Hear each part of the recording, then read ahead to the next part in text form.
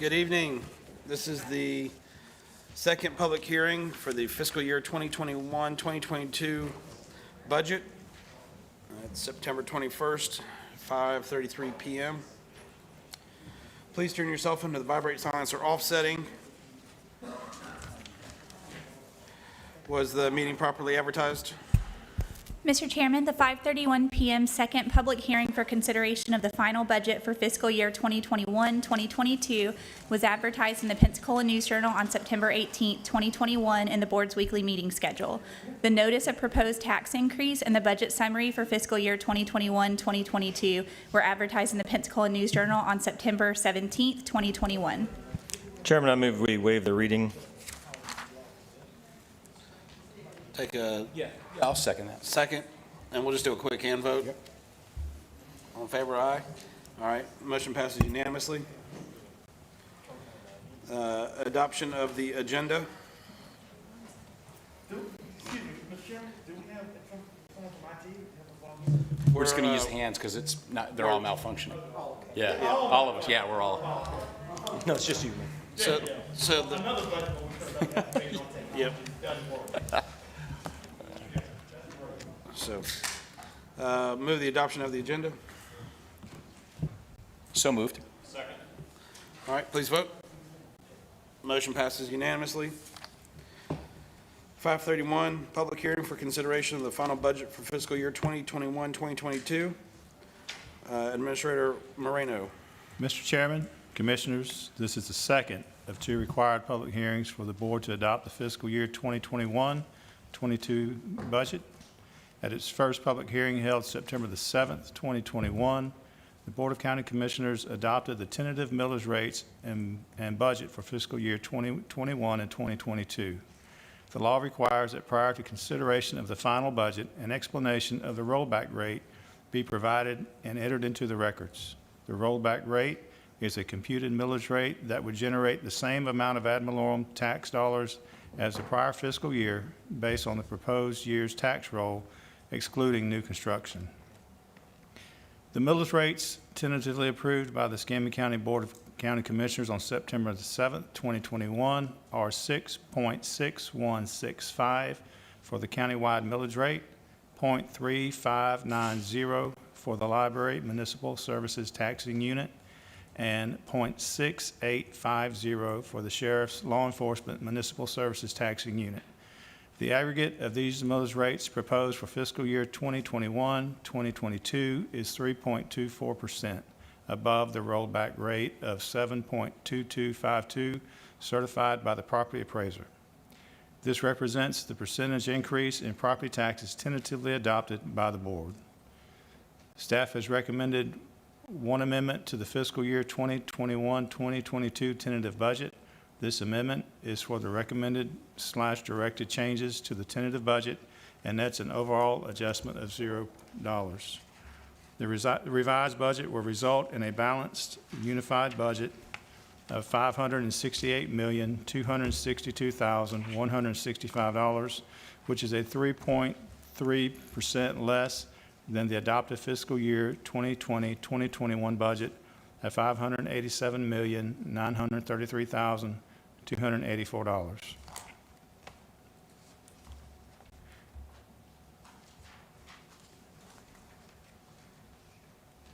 All right, thank you.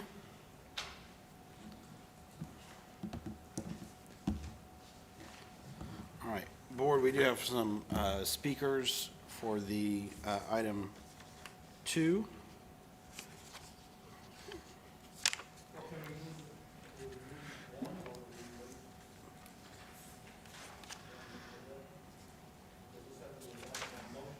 It looks like the board action items is under item 6. Is that correct?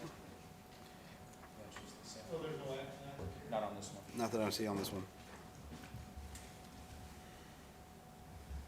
Okay. And also, I know last time we did not have the partners sign up, so, sorry.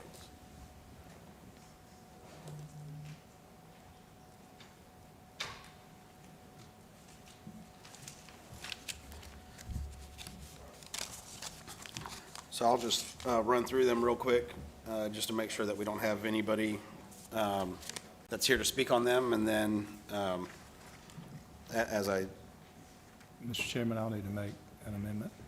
you need to make an amendment? Okay. You want to do it when we get to that one then? Sure. Okay. And again, if you're not here, it's fine. I just want to make sure anyone who's here to speak has the opportunity to do so. Is anybody here from Brace? All right, Michelle, do you want to come on up, or are you good? Okay, you're good. All right. Again, these next few were ones that we didn't even have come talk to us because they're through MOUs or required by the state, but Gulf Coast Kids House, Legal Services of North Florida, Northwest Florida Legal Services, Community Health Northwest, HRC, United Way. And Wes, on the United Way, did we determine anything about how they had, maybe them and also maybe Community Health had taken the 5% off? We did Thinking that not. was what we were asking? Okay. 211's under United Way. Another Chance Transitional Services, Yes, AXE. ACTS. That's the one you'd like to amend? Taking the proposed from 19, and reducing it to 15,000. Okay. ACTS to 15.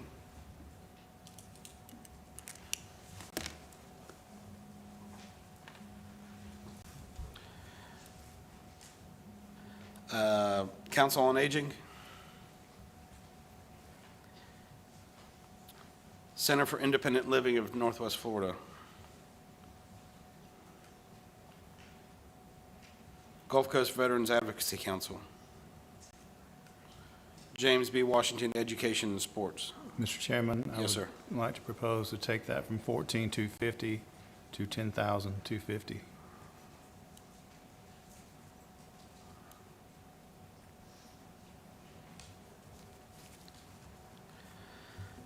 New World Believers.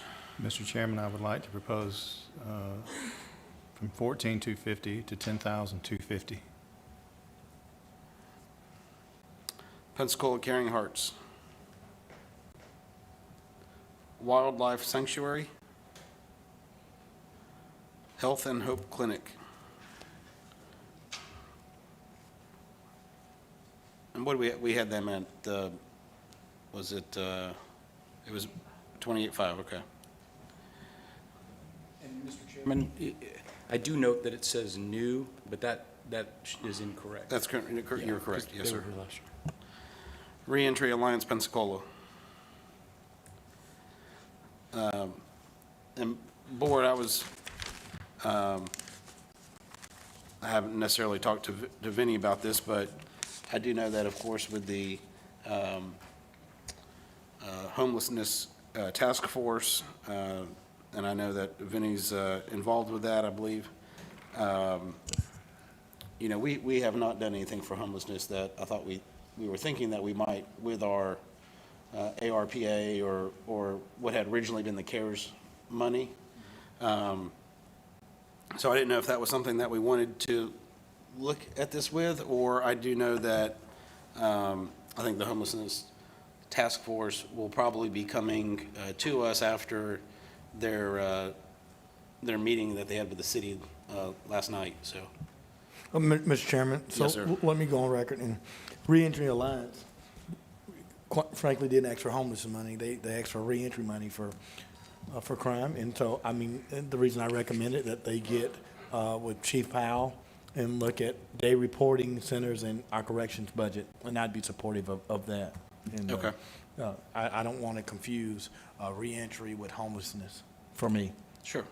But I'll be very supportive if there's a way that they reduce recidivism and the inmate count in our jail with a solid plan that our jail director, our corrections director can bring forth. I'll be supportive.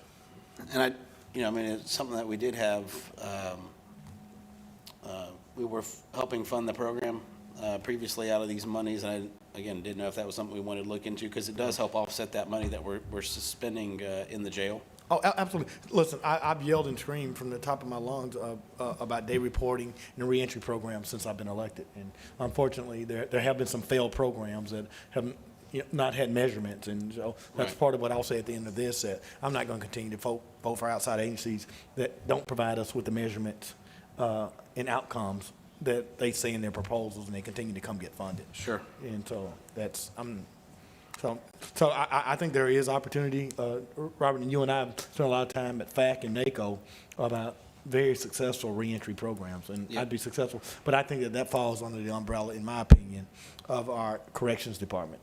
Perfect. And I think they have had some success. I mean, I think some of their numbers have shown a positive Oh, outcome. REAP is great. Yeah. Yeah, absolutely. The General Chappie James Flight Academy. All right. Studer Community Institute. All right. And then eComfort. So I know Pastor Tisdale is here. Mr. Chairman, Yes. we'd like to recommend putting $5,000, proposing $5,000 to eComfort. Mr. Administrator, is that where the money came from the other two that we took? That's correct. This Okay. will be cost neutral. And Jeff, I'm going to be very supportive. I'm supportive of the work and the efforts of Dr. Tisdale, and I quite frankly know the work that she does because I experience it. And we know that, we are not going to exceed the 1.2. Yeah. But I applaud the administrator for looking at ways that didn't increase the budget, but to find something No, to she'll, give them a lunch. she'll enjoy my strongest support, and in fact, if we go ahead and vote for that, I would encourage you, Pastor Tisdale, to get with Debbie in my office, and I'm going to also fund you with some of my discretionary money, because I support the work that you're doing, and we appreciate what you do, absolutely. And I will support and do that as well, Commissioner Bergosh. Okay. So Pastor Tisdale had signed up to speak? Okay.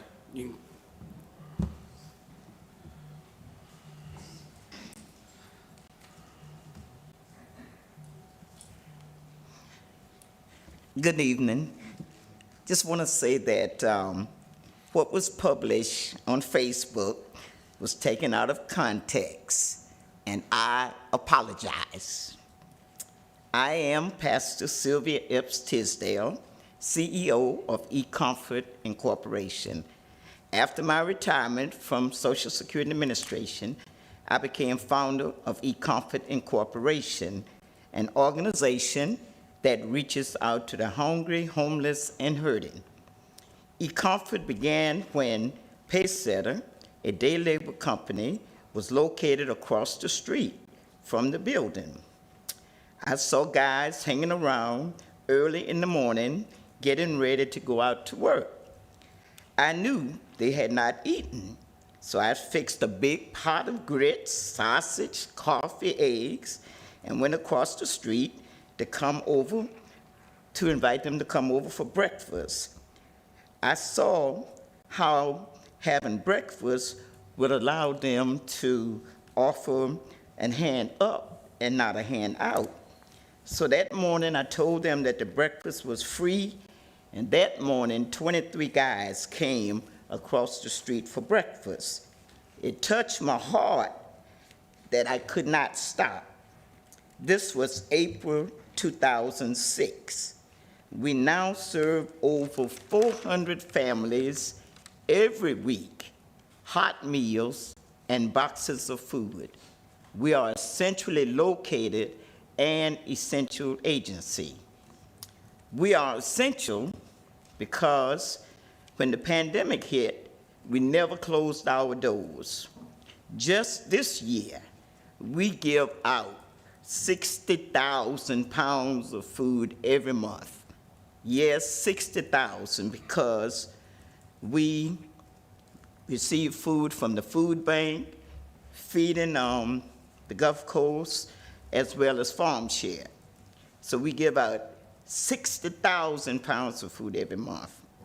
And we were just asking for help because we are now helping people to file, yes, Social Security benefits, unemployment. We're helping people to search for housing. We're helping people to navigate the system for their stimulus benefits. We are helping people and encouraging them through IRS. And yes, we are encouraging people to take the COVID vaccination. In that, 2 months ago, we had 17 people receive the vaccination shot right at our facility. And we're asking for help, and we never did before, because we just want to close the digital divide by doing online computer training, GED, help working mothers find assistance, such as daycare for the children, and help people check on their emails. And so we understand that we are living in a digital time, so we wanted to get more computers, and then we wanted to just ask for additional help so that we can get additional people to help us, or additional employee to help us do what we do. So that was the only reason we were asking. But, you know, if we don't get it, and we appreciate the commissioners that have in the past saw what we have done, and out of your discretionary monies, you have helped us. We have always, over the last 10 years, had a big Thanksgiving where we partnered with Council on Aging, and we sent out home-cooked Thanksgiving meals to the people that receive Meals on Wheels. And so commissioners have given out of their discretionary funds monies to help us, and so we appreciate that. And so tonight, I thank you for the ones that will give, but you know, if not, we do have people in the community, partners, that have partnered with us and give us donation. Plus, with my little resources, we have put it together. In the last 15 years, we have provided and done what we have done. So I thank you very much. And again, apologize, Commissioner Underhill. Thank you. Thank you, Pastor Tisdale. Mr. Chairman, if I may. Yes, sir. Thank you for the apology. I very much respect that. And as I have always said, with regard to all of the outside agencies, you know, there are many people doing great works in the name of God and in the name of people in the county. I will always stand by the same position I've had since the day I got elected, which is that this is not an appropriate spend for taxpayer dollars. And when I say that, I'm doing my job, and I'm certainly in no way ever intending to impugn the job that anybody else does as people like you, Pastor Tisdale. So thank you for the for apologizing, and I very graciously accept that apology. Thank you. Okay. Now again, recognize Councilwoman Myers, who is here. I know we spoke on Saturday about this. Would you like to address the board or come up? Let me give you some. Mr. Chairman, while the honorable council person is walking to the microphone, I strongly disagree with my colleague about on the funding source. I believe that if there is a human service that is not provided by this county, that there's an outside agency that provides that, then we should help them provide that. We shouldn't fund them at 100%. We shouldn't fund their operations.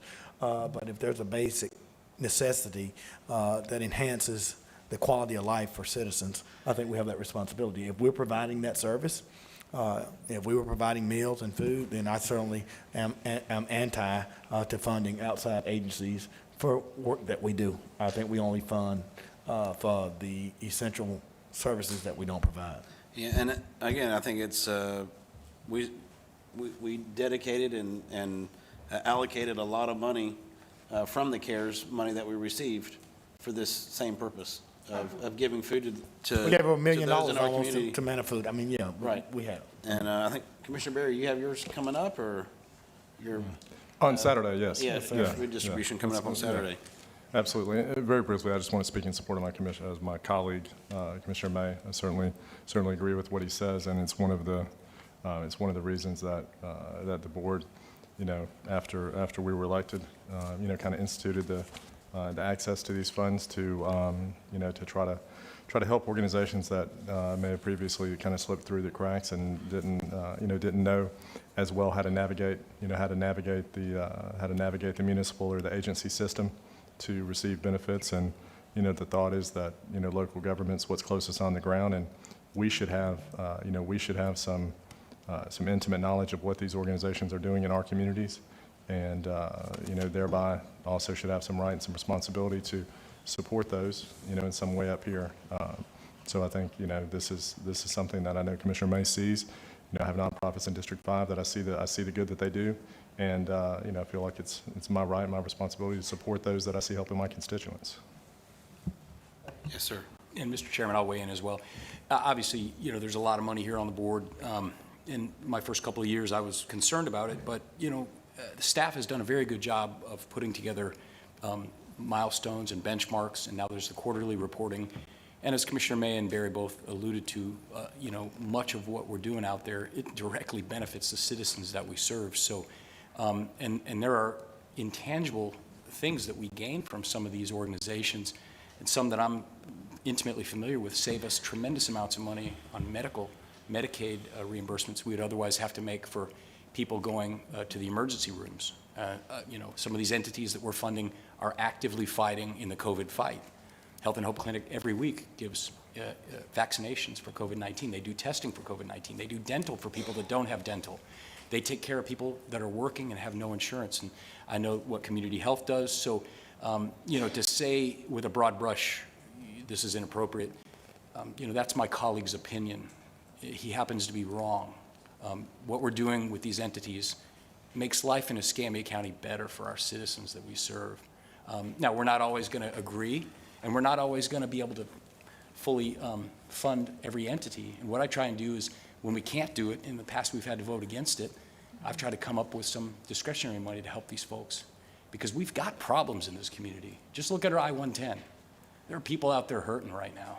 There's a lot of people who are not participating in, some of these funding sources from the federal government. And there's other entities that do great things to make the community better. I see Cadillac Banks out there. We spend money. His concert brought in thousands of people, lots of money. So I think we look at them one by one. We put them through the vetting process, and we vote on them. And I think we've done a good job reducing the budget, and I want to give my hats off to Wes for doing that. Thank you for doing that. Appreciate it, Mr. Chairman. All right, thank you. Councilwoman Myers? Well, first of all, thank you, commissioners. I know you are going through what the city council has been going through, the budget, and trying to make hard decisions about how to appropriate money. I would like to speak on behalf of eComfort and particularly the work of Pastor Tisdale. I have used my discretionary money every year that I've been on council, which has been 11 years now, to support Pastor Tisdale, and I do intend to provide her with I always set aside discretionary money for Pastor Tisdale. And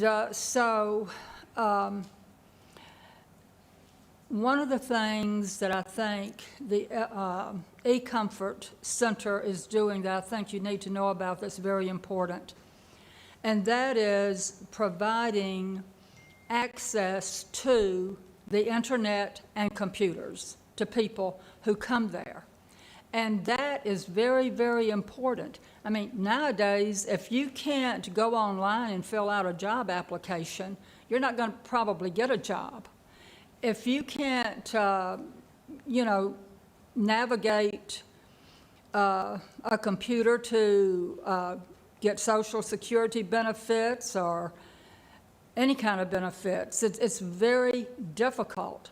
I was a legal aid attorney for many, many years, and the people that I serviced in the legal profession are the same people that Pastor Tisdale is servicing.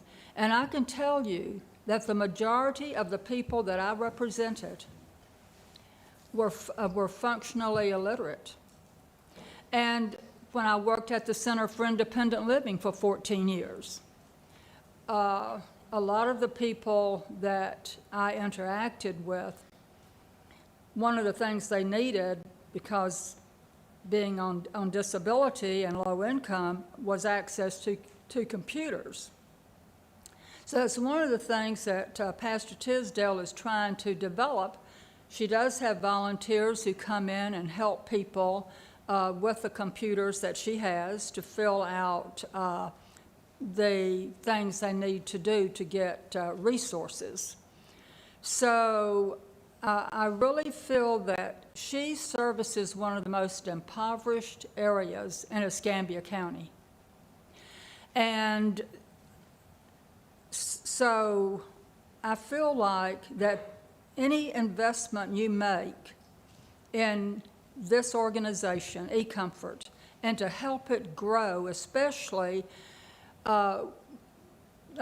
providing computer access for people and all of the opportunities that provides, being able to maybe have classes there for people, to train them to use computers.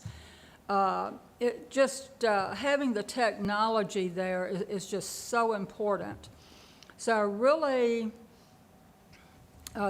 first I want to thank you for the support that you're giving her. And I do want to let you know that I will be giving her some discretionary money, but I don't get nearly as much discretionary money as y'all do.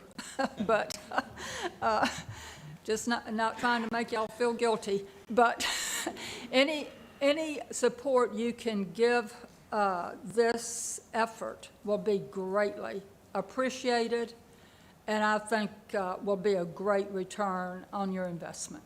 Thank you. Thank you. All right, anybody else here for eComfort?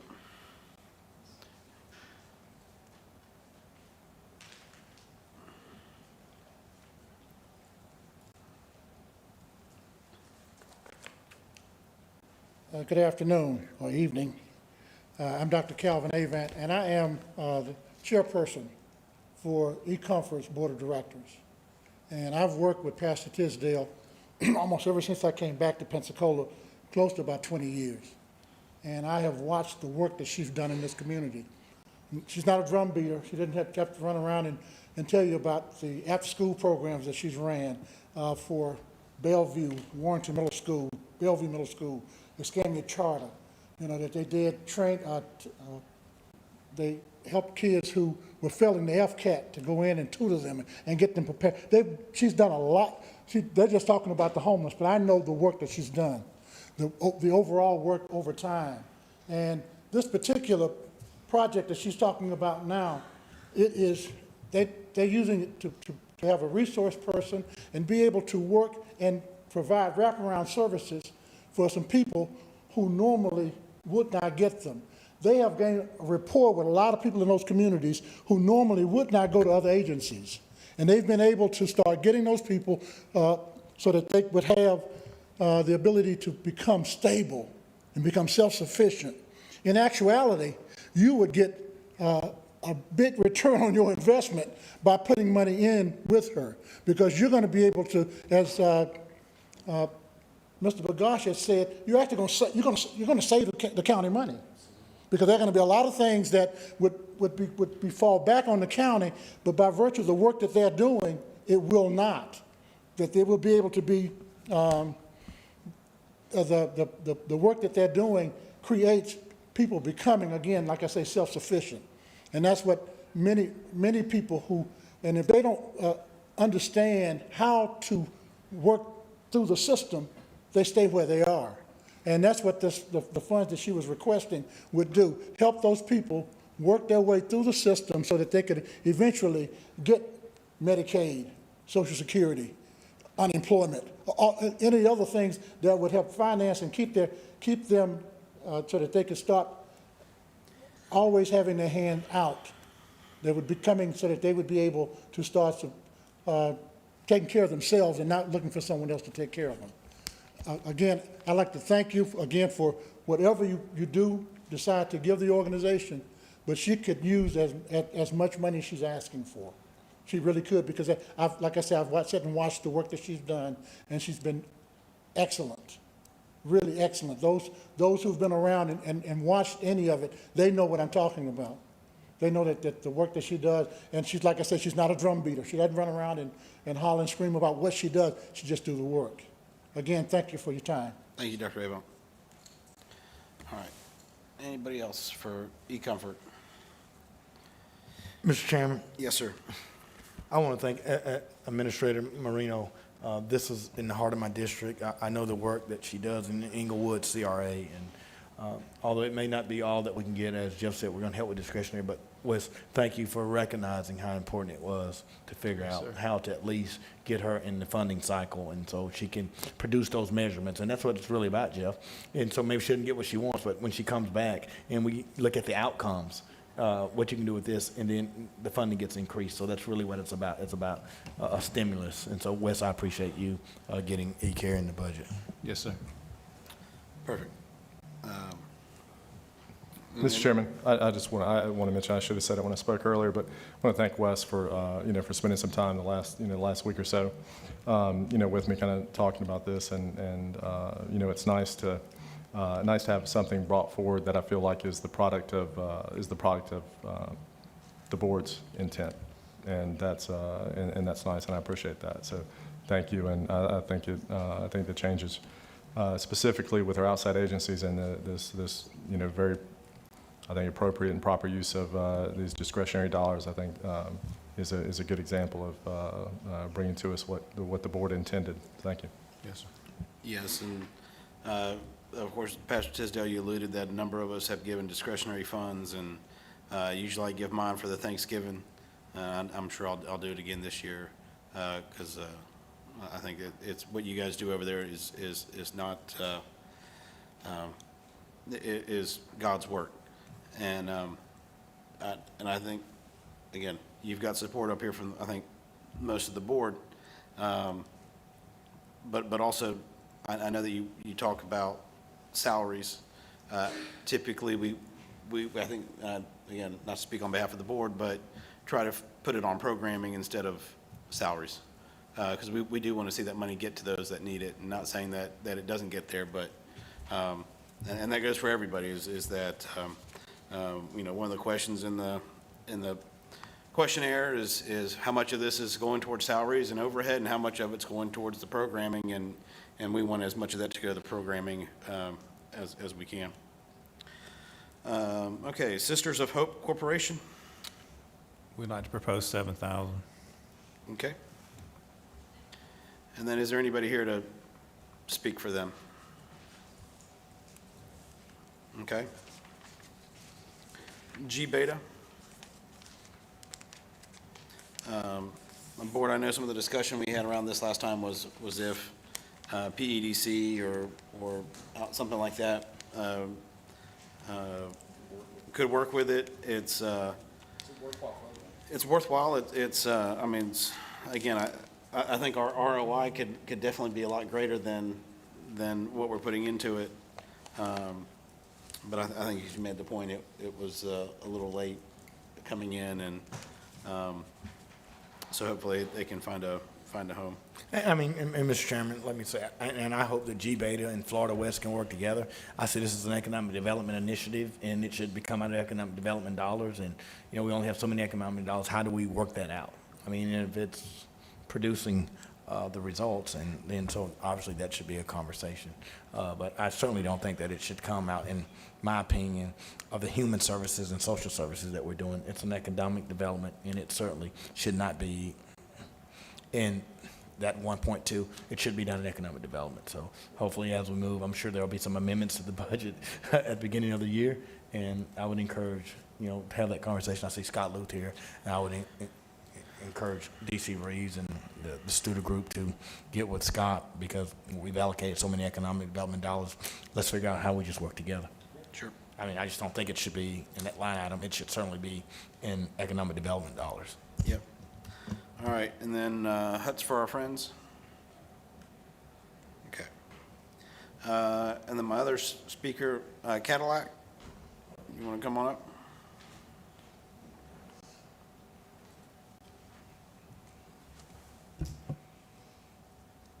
Good evening, Commissioners.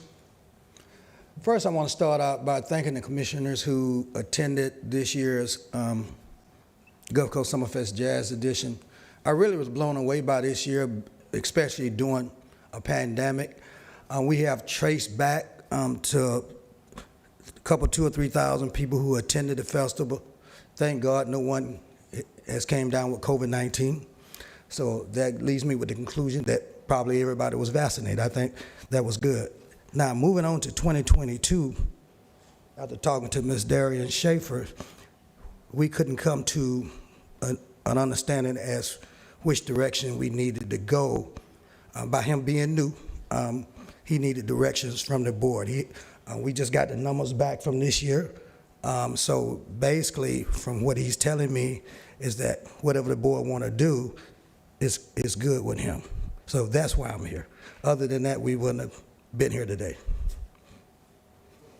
I know Commissioner May and myself attended the festival, and I will be honest, I mean, that's exactly what the Visit Pensacola money should be used for. I mean, we brought people from, you told me when we were there, all around the world. All around the world. People came in from all Hotels, restaurants. hotels. Yeah. To speak of hotels, just for my artists, we sold out basically all the High Point Corporation's hotels. And I really want to give a round of applause to High Point Corporation, because at the last minute, I was stressed as to where these people was going to stay. Especially for these artists that we had already booked, because the Pensacola Grand was not back up and running. High Point Corporation stepped up. A lady named Miss Christie came on board. And when I tell you, she was so amazing how she scheduled this for all these artists and these band members, I had nothing to worry about. So basically, High Point Corporation is Cadillac Corporation when it comes to hotel and entertainment for Escambia County. Well, something else that you guys need to know. We did, based on the pandemic, we did really well for us attendees, for us people coming in. I mean, I really was surprised about that. I was kind of worried about that. I don't know where we're at with Ticketmaster for us, the stars. I know in 2019 we was already at 4.5. I'm almost willing to bet that this event now is a 5-star event. Is being talked about in all national jazz magazines. And we do have some competition that's right on our doorstep as during that same time period, but because I stay ahead of it, and the board need to understand, this is not a Cadillac event. This event, this jazz festival belongs to Escambia County, Florida. And hopefully when I'm dead and gone, this event will still be going on. This is one of the best jazz festivals they are seeing that's in the country, growing at a fast rate. That's basically all I have to say.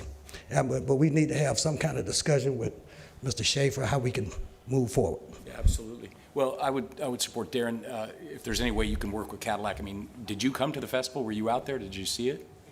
And I mean, was that not the poster child for the kind of things we need to be doing? I mean, I'd like to know, I want this festival. When I grew up here, we used to do every spring, there'd be a spring break concert at the beach. And they did it for a couple years in a row, and it was massive. But then they always die out. And then there was another festival that was downtown. There was Spring Fest. It died out. And then they tried to do DeLuna Fest. It died out. I'd like to see this become something that doesn't die out. And if we could support it in a small measure using that TDT money, I mean, I just think that's an appropriate expenditure. So how do we make this work without making him jump through hoops of fire? He's, what is it, 5 years now you've done this? Yes. Yeah. And every year it's grown. It's getting better and better. Yeah, so how do we make him, I mean, for my vote, I mean. Sure.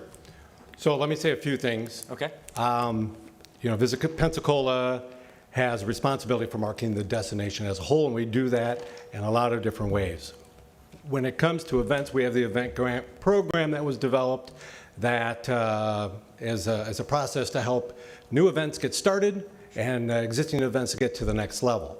So there are limits to the amount of dollars that are funded through that grant program. So when we have requests for dollars that are above and beyond that program, then those have been handled through the Board of County Commissioners. So there's, and again, I'm relatively new. It'll be a year and a half in October. So when I got here in April of 2020, we unfortunately had to cut a lot of things, and staff and programs and even marketing. But we had two things that were in the budget that were events that were outside of the event grant program: Sertoma Fireworks and Summerfest. Unfortunately, Sertoma Fireworks were not held, and Summerfest had to postpone, not cancel, but postpone. So about $75,000 had already been paid out as advance deposits to hold the bands, and then the rest of the money they get as they walk on stage, basically. So basically, when we were having these conversations last year, what we said is, listen, if the Board of County Commissioners allows us to roll over those dollars, that other half of that $150,000, we'll just roll over and take and administer it next year, which is what we've done. Okay. But during that whole time, I told Cadillac, you know, that $150,000 is not a part of Visit Pensacola's budget, but it's an allocation out of TDT. And I am certainly fine with that, that's the direction of the Board of County Commissioners. This certainly has been a successful year in TDT collections in 21. Yes, it has. So there are dollars that are available. Some of that's being taken forward and put into next year's budget, and we appreciate that. So it is challenging for us at Visit Pensacola that if we have programs that are available to everybody, that to justify not following our program. So we have a number of applicants that are running events, whether it's Pensacon, whether it's Mardi Gras. We had 11 applicants that went through the process this year. So when we have situations where the needs are outside of that program, I don't want to say it makes it easier in Visit Pensacola, but it's hard for us to justify doing something for one entity and not be able to do it for all the entities. So in those cases, like the fireworks, like Summerfest, those have been direct requests to the Board of County Commissioners. And what Visit Pensacola's role has been is we've been the fiduciary agent, right? Okay. So we make sure that the expenses are all within the contract. We do an agreement with the county to administer those funds, and we make sure, working with Cadillac, that all the expenses are appropriate and paid for in a timely manner. Okay. That's correct. Commissioner Berry? Thank you, Mr. Chairman. I just want to congratulate you. Thank you, sir. Yeah, I mean, it sounds fantastic. That's why I need you there in 2022, because you never showed up yet. Yeah, so, you know, the 5-year-old and the 2-year-old, Yeah, okay. the social, Facebook Live. yeah, I'm not sure about that. It's not healthy for me to read the stuff that gets said on Facebook, but we just don't get out to do a lot of social stuff. But I wanted to congratulate you, and I don't know how many years back, you know, your first ask might have been with the county, but it's been some number of years. And if I recall some of the discussion, Commissioner, I know you would remember it well, there was a degree of leap of faith of helping the first time because it was, you know, well, it's been a number of years. It's 5, 6, 7 years ago probably. And you know, there was a degree of leap of faith of, you know,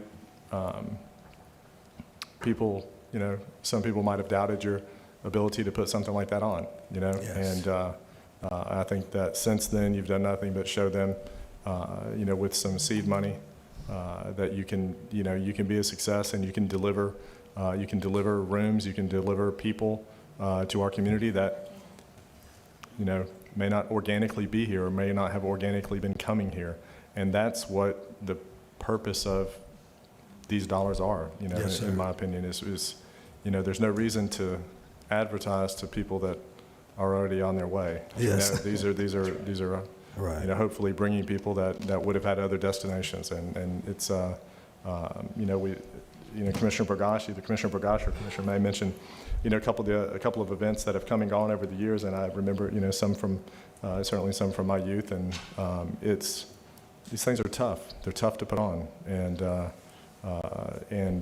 they're not, the dollars that you've gotten publicly are something, but I think all of us, you know, have some idea what it costs to put large events on.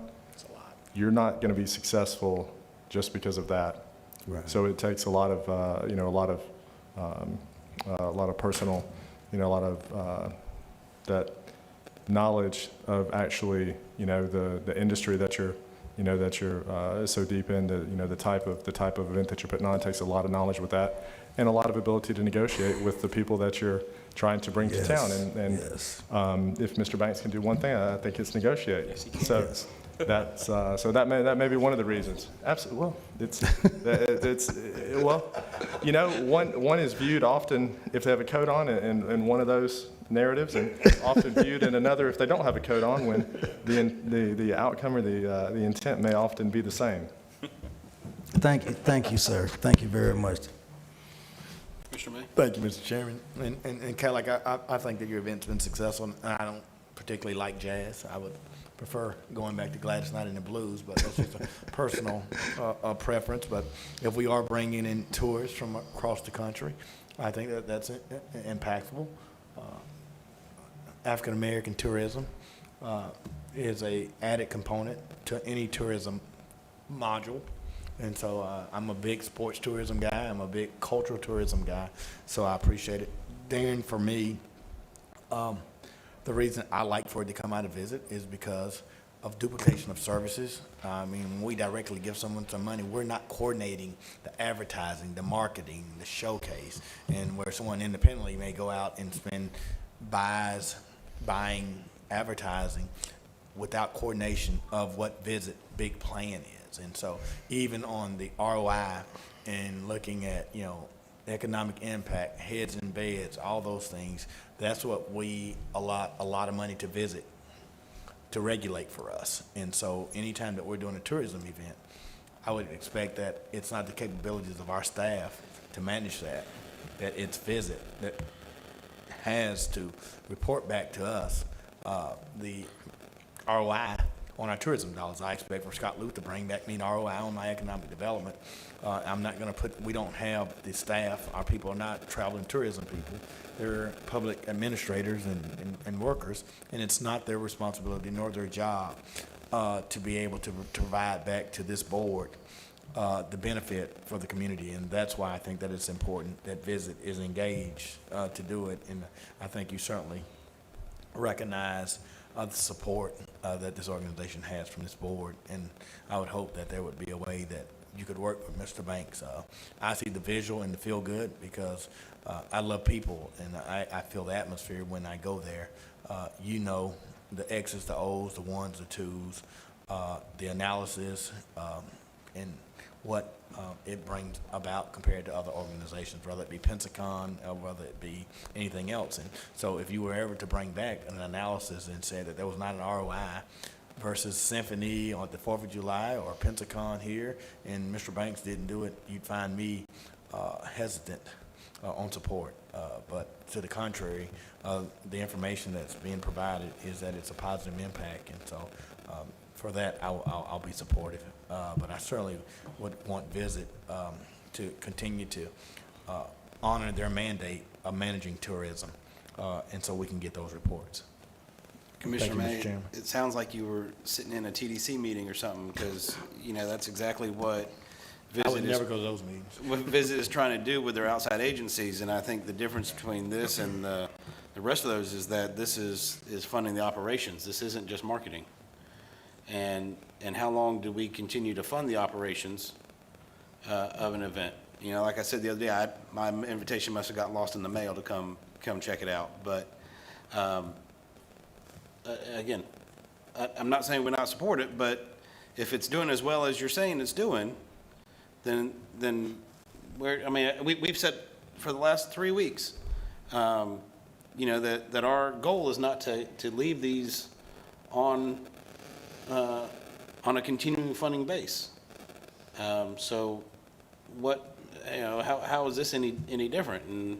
And like I said, I like jazz, and I want you to be successful, but the question that also remains is,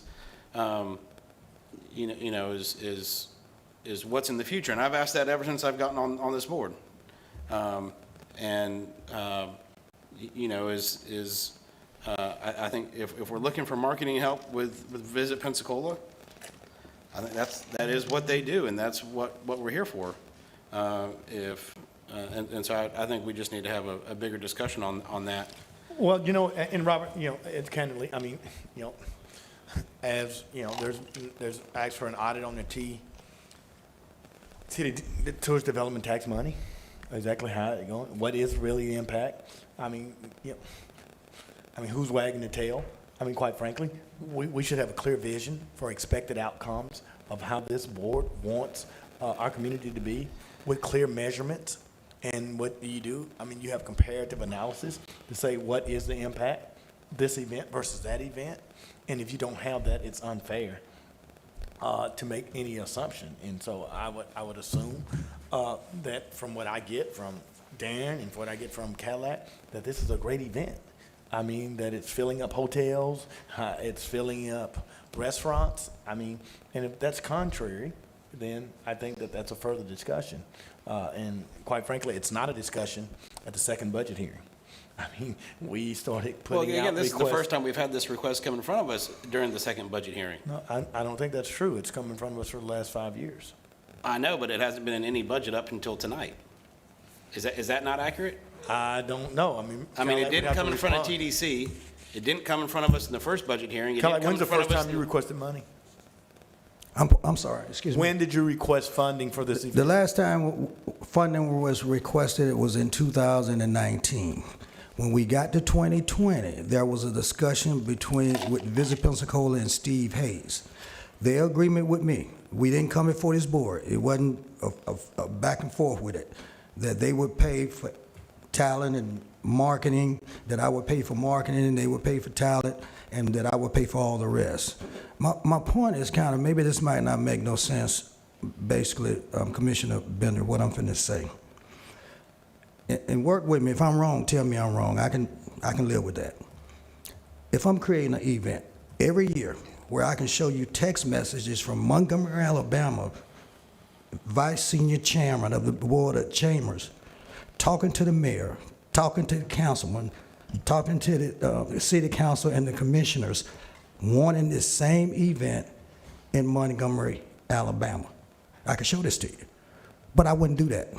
Because basically, if I move this event and I say, okay, don't worry about it, I'll move it. Well, the followers that I have, they're going to follow. So why would I do that? This is where I live. This is my home. So I'm saying if I'm creating some kind of revenue for the county, I'm filling up hotels, they're eating in restaurants, and the statute does not limit how many times I can ask for funding. Right. I don't see it being a big problem. No, Because sir. at least I'm putting Right. something That wasn't back. my comment, though. My comment was, this is the second board hearing, and we've had budget workshop, we've had TDC meeting, budget workshop, we've had our first budget workshop, we had outside agency workshop, and this is the first time that a request for this event has come up. And what happened with that, sir, was that I was under the impression, like how we did it in 2019, which we canceled 2020, that everything was good, that I wouldn't even had to be here. For some reason, I felt that because of the agreement. Well, let me ask, Darren, what do you think about that? I mean, was he there wasn't some here. understanding that Visit was going to be funding this perpetually going forward? No. So for the last year, especially with how interesting 2020 was with having to postpone the event, Cadillac and I have had conversations about what Visit Pensacola's role was, the actual contract paperwork that we have, that we worked through with the county. So the last time the Summerfest was a line item out of the fourth cent would have been discussed in 2019 for the 2020 budget. So it was in there with Sertoma, and we had the fiduciary responsibility for both of those events. After the cancellation of Sertoma and the then postponement of Summerfest, Sertoma must have come to somebody and said, we would like to handle this directly with the county, because we weren't asked to be the fiduciary responsible agent going forward. But what we did do and discuss with the Board of County Commissioners here was, listen, we have the money, we spent half of it, we'll roll it over in the next year's budget when we carry the funds over into next year. But as far as I know, it's always been a line item and under the 4 cent in the county budget. I mean, I've got your budget that you presented to us, and it's not a line item, and, No, we don't- it did have, that in 2019, it was 150, but again, was there any discussion about next year with your board and Summerfest? No. I mean, we don't have specific line items for any individual events. We don't have it for Sertoma, we don't have it for Summerfest. We do have the grant program, and that was suspended in 2020 for 21, and now it's back in place for this next fiscal year. Okay. Commissioner Underhill? But there's limits to the amount of money that you can get through that grant program. Doesn't satisfy the needs of Summerfest. Thank you, Mr. Chairman. As I've said for many years, certainly it is not the government's job to, to pick winners and losers on anything. It's definitely not with regard to entertainment. The voter and the citizen and the customer, they vote with their feet and they vote with their ticket sales. I can come off of that fairly strict conservative principle with regard to getting a program started, getting a new festival started, or taking a formerly regional festival and turning it, or formerly localized and turning it into a regional. Those absolutely make sense. There's still a struggle in terms of it being the strict role of government, but the TDT is a little bit of a special tax because it was created specifically for that purpose of growing heads and beds. But we cannot continue to fund programs and concerts and events that are not able to get on their own feet within a couple of years. It should never matter whether or not we like jazz or don't like jazz, or like country music or don't like country music, or whether any of us attend. It's just not the government's job, especially in a county that is suffering so much with regard to things like stormwater and basic infrastructure. Granted, this is TDT money, so it can't go to those things, but if the project can't stand on its own feet after 2, maybe 3 years, then the citizens are telling us how much they want it supported, and that is not. We cannot and should not have any of these events have a special seat at the table and not have to go to the same level of rigor that every other event has to go through to get their hands on those dollars. We can continue to do the wrong thing, but it's always going to be the wrong thing if it's an entertainment event and it requires taxpayer dollars to make it viable. Then your customer base is telling you what their level of support is. And we should not be overcoming a deficiency on that customer base with taxpayer dollars. Commissioner Bergosh? No, I'm just going to support the event, however we need to fund it. And again, I just disagree with my colleague right here on the right. There are many things that we subsidize year in, year out. The Civic Center is a great example. And it's all about the quality of life in this community. And there's the intangible. You've got people coming from around the world. You've got artists coming. There are people that are going to be exposed to Pensacola for the first time. They might come here. They might decide they want to move here. There's all these intangibles. When we're doing economic development, I had the opportunity with Congressman Gates to go and meet several people that are engaged in business. And many of them came to Pensacola on a vacation and said, this place is fantastic. There's no corporate income tax. We're going to move our business here. So this is the essential work. And there are other festivals, we're not going to name them, name by name, that every fall get money, right? And, and it's something that you do, for your shoulder seasons and things like this. So, Cadillac, when do you need this money? I appreciate you being here. When do you need this money to start? I need to start because of so many other festivals going on around the country. I need to start as soon as possible. Oh, by the way, Mr. Schaefer just showed me that 94%, listen to this, that 94% of the people who attended this year's Summerfest was first-time attendees. See, you can't, what, did I get it right? 94% said the event was their main reason for coming to Pensacola. Okay. So it wasn't something they did because they're here for a different reason, but they came here because of that. And so we continue to do these surveys. It was through a majority opinion. Now it's down in St. Germain. We just got this report today. I asked them to expedite the summary page. So we can show you the amount of visitation, that there was 1,700 unique visitors, a little down from 2019, but it is a pandemic impacted event still. We can talk about how many, 57% were people from out of the county, that it generated 1,150 room nights and paid accommodations, and that about 40% became aware of the event by the word of mouth, the family and friends. So we have more information. We could put it in a chart that would show how this compares to Sunbelt, how that compares to Pensacon or Mardi Gras or some of the other events that do apply through the grant program. Well, like I say, Cadillac, wherever I can be supportive. You know that I will be. I was a music major. I love jazz. You know, that crowd was electric. The performances were amazing. And people are going to remember that. And I just have complete confidence you're going to build this thing. And so I have no problem at all utilizing these funds. And Robert, you know. And that's why we're here, because Mr. Shaver, he couldn't. But I want to work with Robert. Robert, I'm hearing your concerns as yeah. well. And so, you know, I think, look, it's not a binary choice. It's not absolutes. Maybe you don't get as much as you thought, but we will work it out, because I think you're going to find most of us up here are going to be supportive of these sorts Jeff, of events. we don't have to hold this budget up all night. Here's the reality of what we've said to visit. Dan's going to bring that back and give us an analysis of how Sure. this compares to Sunbelt. You know what? I'm a big Sunbelt guy, but you know what? We paid $900,000 for a scoreboard. You know, it doesn't matter. Exactly. So, I mean, how does it compare to Pensacon? Man, if the data doesn't show it, Robert, it didn't show it. Yeah. But if the data shows that this event has merit, then let's do it. We don't have to do anything tonight, Yeah, other than absolutely. just pass our budget, or we can stay here and swap spit all night. Yeah. And he's giving us a summary page without all the analytical data. Yep. Bring the No. analytical data back, and I'm happy to do it. I think that there's 3 votes to support Cadillac, and bring the data back. All right. And so that will be fair. No, I appreciate that. And thank you for being here tonight. And Darren, thanks for being here as well. Thank you.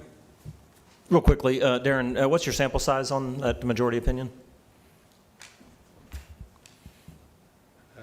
This was based on, I believe, like 113 surveys that were conducted at the event. 113, okay, great. Can you email me everything you've got there? Yep. Very interested in seeing what those details are. Thanks. Perfect. Thank you. Darren, do you want anything on the visit budget? Yeah. I will say a couple things. So more than happy to answer any questions. I was here last Tuesday. I had to leave before we got to the point where we were talking about Summerfest and then the Naval Aviation Museum. You're right. I mean, Visit Pensacola's job is to market the destination. And if we were to look at a big picture, you have, at the state level, you have at Visit Florida, and their job is to bring people to the state of Florida. International, fly folks into Florida, but they don't market Pensacola specifically. That's our responsibility. That's where we jump in and say, people are looking for a beach vacation, they're looking to come to Florida. We try to encourage them to choose our destination for their leisure travel. And then once we get them inside Escambia County lines, it's really a handoff to all of our local businesses and organizations to attract them into their front doors. We generally do not specifically market an individual attraction. We don't take our budget and say we're going to spend $30,000 to market the lighthouse, or $30,000 to market the Pensacola History Museum, or $30,000 to market the Blue Wahoo Stadium. What we do is the general awareness marketing that puts Pensacola Beach, Perdido Key, top of mind awareness, and our primary draw has been and will continue to be that we are a beach destination. It is the thing that our visitors cannot get at home. They can get history, they can get sports, they can get nightlife, they probably can get a craft beer at home, but they can't get the beach. And so that has been the primary draw, the low-hanging fruit that we can work with. But once we get them interested in that funnel and that planning process, we have all our distribution channels, the website, the insider guide, social media, public relations, our app, the welcome centers, that helps them explore the entire destination. So we are always talking about aspects of the destination. We talk about our neighborhoods in different ways. We do talk about our history, talk about our culture. We talk about the different aspects of our beaches. So when it comes to something like the Naval Aviation Museum, certainly we talk about it. It's something we're extremely proud of as a community, as a destination. Although since I've been here, it's been a bit of a challenge. It's been closed. Since I've been here, in December will be going on 2 years, that access to the Naval Aviation Museum, the base, has been somewhat restricted. Now there's been some efforts, probably efforts for the last 2 years, to try to figure out ways to get people onto the base, to be able to go to the Naval Aviation Museum, to be able to go to the cemetery, to be able to go to the lighthouse. And those things are in plans. As far as when there's a request for marketing dollars above and beyond what we normally do, we encourage people to go to the TDC and have them vet that request, and then it comes forward to the Board of County Commissioners.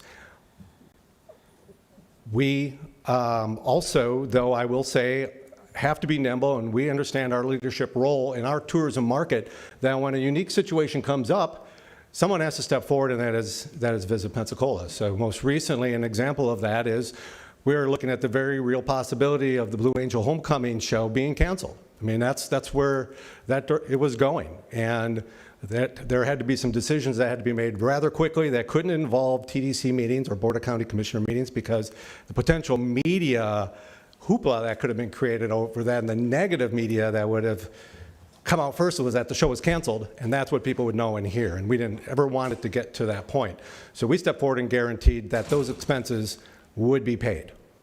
And so we're always going to do that. When we had the hurricane and the bridge got knocked out, step forward and help create those detours for the 3-mile bridge, put up billboards on interstate to help identify how people can get to Perdido Key, to downtown, to Pensacola Beach. Those are just some of the examples. So we would certainly, again, help the Naval Aviation Museum identify opportunities with and when they're ready to do so. I understand they're about 60 days out right now of identifying the opportunity to bring group tours, buses into the facility. It's the plan that's in the works.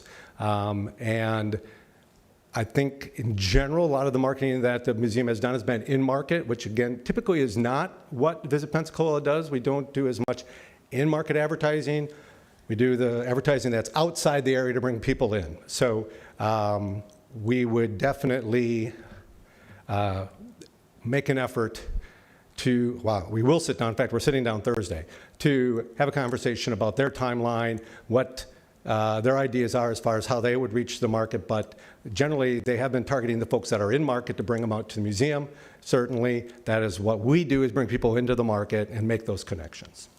Mr. Chairman, and Darren, with all due respect, the beach may be the crown jewel, but we have spent hundreds of millions of not only tourist dollars, but local option sales tax dollars on the beach. And we've spent millions of dollars on, our Navy base, which is important. But when you talk about equity and reciprocity, we have to spend that same energy on cultural tourism. And so, quite frankly, I don't represent a lot of people that hang out on the beach. And so that's great. But we spend a large majority of our resources. When you say it's our crown jewel, that's where we put our money. That's great. I support that. I support Commissioner Benda. But equally, I make up 20% of this board. And 20% of those revenues should go into cultural tourism and things that attract people that not necessarily would go to the beach as well. And so I'm very supportive, and I hear that, but we spend a lot of money on beach renourishment. We spend a lot of money on bridges. We spend a lot of money on beaches. And I would say if we had spent that money in Belmont Villas and historic African-American communities on the Blues Trail, I guarantee you that we would have an increased population of people coming down from Memphis and Mississippi on the Minority Blues Trail. And so I would just say I'm very supportive, but I want to be very conscious of how important it is when we talk about tourism, that we talk about cultural tourism, sports tourism, and we engage collaboratively inclusiveness, and that's very important to me. And so, you've only been here 2 years, and and I hear the beach thing all the time. And quite frankly, Cadillac money is a drop in the bucket compared to the amount of money that we spend on picking up paper on the beach. And so, I just want to encourage you in your position, how important it is I do events. I'm involved in an event in 2 weeks. And if we were able to spend the amount of money that we spend marketing the White Sands for the other events that happen within the urban core, those events would also produce revenue and increase volume here in our community. So I'd say two things. You'd hear me talk more about sports and the arts and culture, but as part of the unified budget, I've got two peer organizations, Pensacola Sports and ACE, who do that. And we work together, but I'm not there to step on anybody's feet as well. I will say I hear you, and I totally agree that there are opportunities because as a destination that's been around since 1559, we have the depth and a soul that other destinations of the Panhandle just don't have. Now, how do we capitalize on that? I will say that there is some existing experiences, but I think they could be taken to the next level. So one thing I'm doing is taking a group of individuals to Louisville, Kentucky to look at their Unfiltered Truth experiences that they just produced. It's called an experience lab. We're taking folks that are involved with the Historic Trust, Robin Richard, Sid Williams Heath with Community Pensacola Theater, Rob Overton, our board chair, Deandra Holcomb, to go there as a group to see how we can bring that experience lab process back to Pensacola, develop what we have and take it to the next level. Yeah, listen, I served on PSA board for many years and worked with Ray Palmer down through the years. And so certainly, even in sports tourism, there's culture tourism within the annals of sports tourism. Because there are certain sports, whether it be rowing, whether it be jet skiing, or maybe it's volleyball versus basketball, that's culturally centered. And the demographics, I mean, it is what it is. And so do we put the same effort for those events that we put toward that event? And so I'm not making any accusations, only to say it doesn't really matter. Cadillac's there, and I'll say this, but it doesn't matter. That 20%, I mean, we have to divide the revenue up to events that we are sensitive to every demographic. And so if that project is not the best project that represents culture tourism, well, the answer is not, we don't have one, so we're not funding one. What is that event? For my opinion, and I'm only one of five, but I support the beach, and my daughter goes to the beach all the time. I may go back once the bridge is up, but I'm not going to go often. But I would just hope that your board would be more sensitive to cultural tourism and the things that have happened. We've had one event in 5 years on Belmont and DeVillas at Five Sisters on the Mississippi Blues Trail, which I believe is a historic marker that continue to be highlighted. If marketed, if put dollars there. And so there are other great things from Bruce's Beach down the lane that are very important to, quite frankly, the historical significance that African Americans have made in this community that unfortunately sometimes are not recognized through our tourism marketing. So while Visit Pensacola right now doesn't have an active events development staff or department, it is something we've talked about as the next step. Other than tall ships a couple years ago that I'm aware of that we spearheaded. So I'm definitely open to we don't talk all connect night, to and we'll meet talk with the right about it people later. to make that happen. Yeah, no, and this second budget hearing is not the time to have that discussion, but I just at least wanted to put that on the record. Okay. Thank you. Thank you.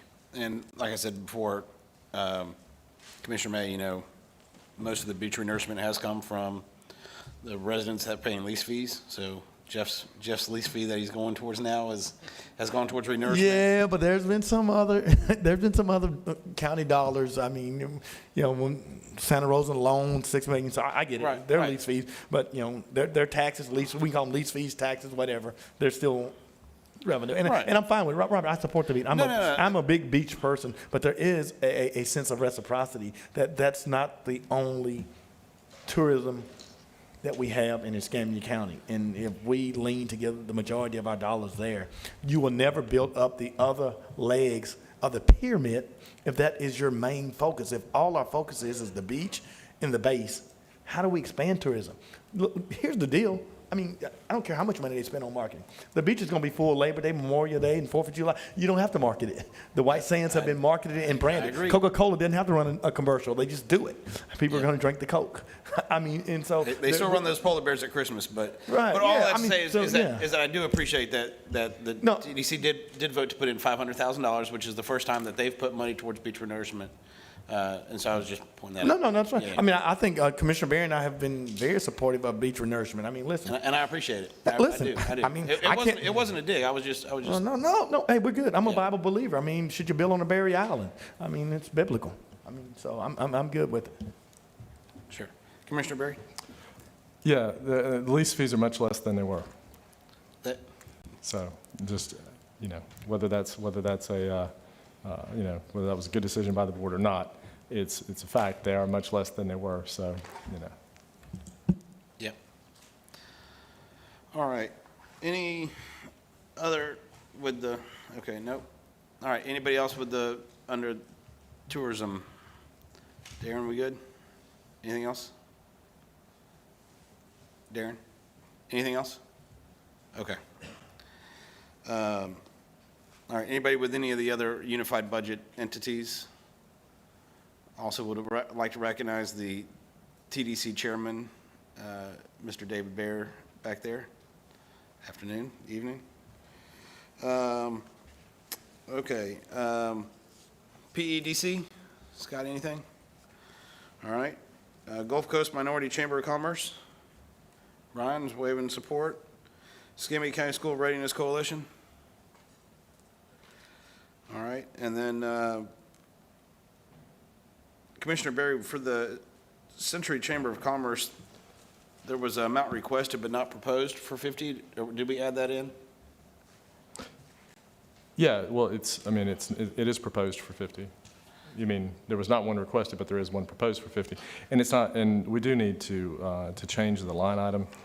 It's going to be the town of Century, not the Chamber of Commerce. It's going to be it's going to be a town initiative, but, as I've mentioned the last couple of years, whatever I can do hypothetically up there is something that'll come back to the board before, but I would like the line item to reflect the town of Century rather than the chamber, but. Okay. Maybe I didn't fill it in on the last one, but it was blank before, so maybe we did it. Yeah, it appears to be filled in now, and Okay. let me at least glance at Rebecca, that's right. It's in there for 50. Okay, thank you. Okay. All right. Keep Pensacola Beautiful. Anybody? Wes, is this, the 16, Michael Rose may be able to help, but is there another contract with Keep Pensacola Beautiful? And what does this contract entail? Is there a separate contract for the parks? And if so, how much is it? And what is this one? The contract you're looking at has nothing to do with the park cleanup. That has to do with contribution that I believe it comes out of Pat Johnson's for other items. And what does that do, Wes? What does this do? What's? It helps pick up trash around the county. We also have a separate contract. Excluded from the parks. Excluded from parks. And how much do we pay them to It's pick up about paper in the parks? 20, if I recall right, it's 28 or 29,000. Maybe it's 24,000. It's somewhere in that range where they have crews out. We've given them a route, and they run the route and work the route and pick up trash all over the county.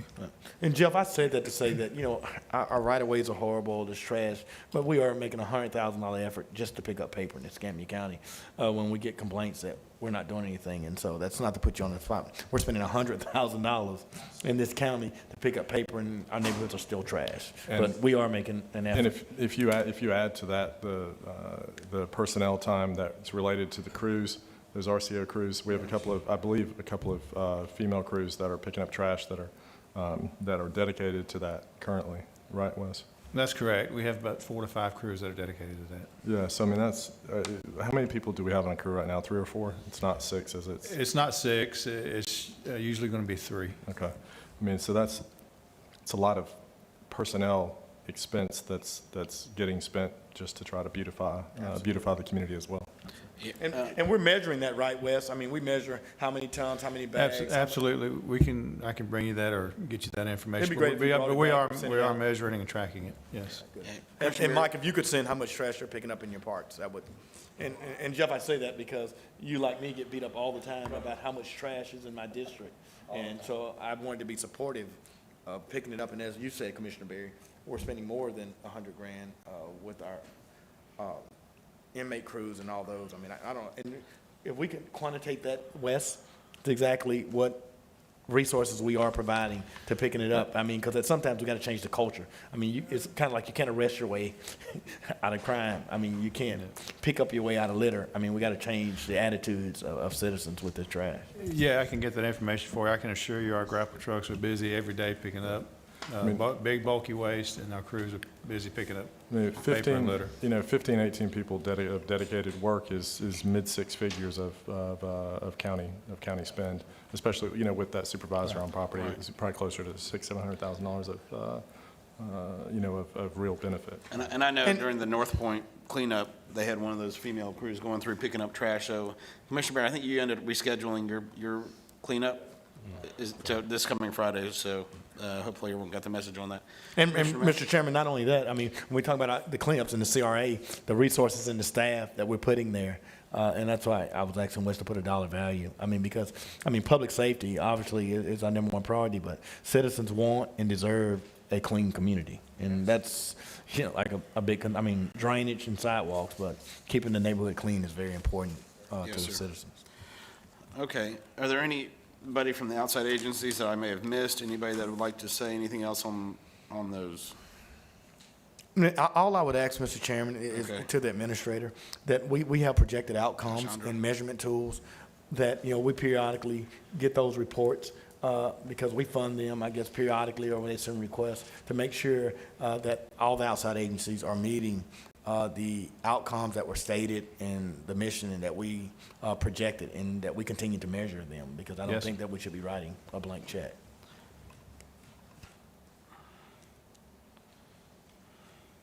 Ms. Smiley, I trust you. You're all good. Good evening. I just wanted to, when I was here before, we talked about the match for the low-income pool, so the 414, 470, what that would look like. The way throughout the state, what's being put in for the statewide match, it looks like the 414 will pull down about another $1 million. So it's an increase from what we had last year, because throughout the state, other municipalities are able to participate. So we went from a statewide 18 million last year to about 26+ million this year. So it makes our drawdown a little bit more. Certainly gives us the ability to look at how we can expand specialty services for our uninsured. Certainly mental health services and access to mental health is something that's definitely on our radar. So it gives us a little, much more flexibility in creating programs to support that. The final number really comes in, there's a letter of agreement that has to be signed and submitted to ACA by October the 1st. So that's when the hard numbers really come in, as far as throughout the state, all of the LOAs coming in through other municipalities. But the way it's looking right now, based on what health centers are able to bring forward and match, that looks like what our distribution may be. Sure. Chandra, just, Very good news. can you just state your name for the record, please? I'm sorry, Chandra Smiley, Community Health, Northwest Okay, Florida. perfect. I know, it looks like last year we gave you 432, 402, and this year was the request at 414, 750. Somehow we have 414, 450 as a proposed, is that right, or are we at the 750? Okay, I got it, must have an old one or something. I know we also gave you a lot of CARES money and things like that, so, you know, we're still going through this. Is this enough, or do we need to? So the 414, 740 is what we had submitted based on the low-income pool distribution from last year. The CARES funding that we received, I think it was about $750,000 last year. We purchased 20,000 rapid test kits, and certainly have used all of them.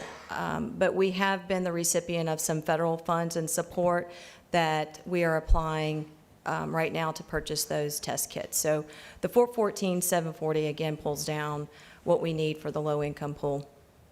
Okay, thank you. Anything Ms. else? Smiley, I want to thank you for all the work that you've done. I mean, I think you worked 7 days a week, and we've been there with Eric Gilmore and you. I mean, I don't think we would have had testing and vaccines without what your organization has done. I mean, it's a true partnership of collaboration, so I appreciate all you do. Thank you.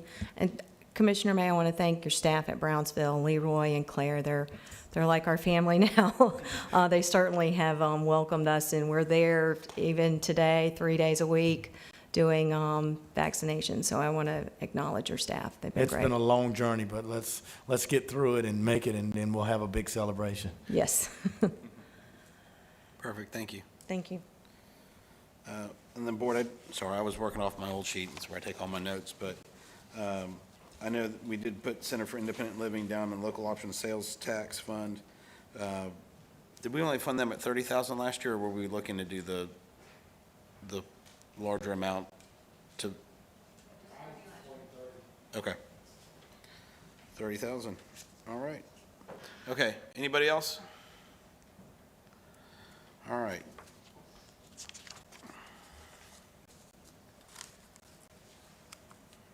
Public forum, I don't have anybody signed up. Anybody? Okay. Board adoption of the final millage resolution for fiscal year 2021, 2022. The board adopt the final millage, the chair will entertain a motion to adopt the final millage resolution presented in the agenda backup. Millage rates presented are countywide millage rate 6.6165 mils, library MSTU 0.3590 mils, sheriff's law enforcement MSTU 0.6850 mils. So moved. The second. Any further discussion? All right, board, I do not have, they were not able to do mine, so we will need a hand vote. Commissioner May, we vote yay, all right. Motion passes 5-0. Mr. Chairman, just a question, though. Did we not have any speakers for the public forum? No, sir, I don't have Okay. any, and I didn't see anybody move when I asked. Board adoption of a supplemental budget amendment resolution amending the tentative fiscal year 2021-2022 budget.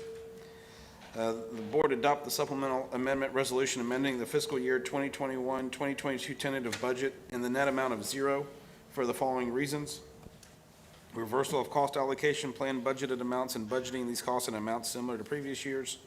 Reduction of fuel surcharge budgeted by certain departments. Amending community partner allocations to amounts discussed at September 14, 2021 budget workshop, and moving commissioner intern costs to the individual commission district budgets.